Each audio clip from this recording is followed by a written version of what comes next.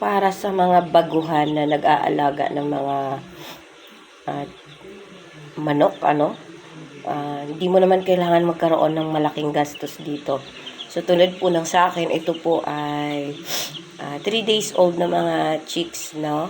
Kapipisa lang. Tapos, syempre, wala naman akong brooding pen.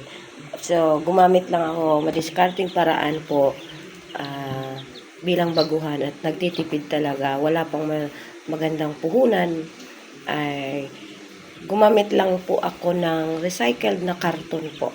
So, ito pong karton na to ay package ito. Tapos, wala nang laman. Niligpit ko lang siya at alam ko magagamit ko. So, ito na po sila. Nagagamit ko talaga sila. Bahayan ng aking mga bagong pisang sisiw. So, titingnan po natin ito kung ilang days sila po pwede magkasya dito. And then, ililipat naman po natin to. So, meron itong 12 chicks. 12 chicks po ang laman nito ngayon. So, yun lang. Ganun lang po siya kasimple. Kung gusto mo talagang magkaroon ng panimulang pag-aalaga ng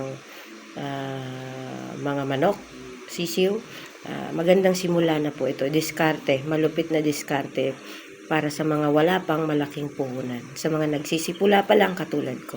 Yun lang!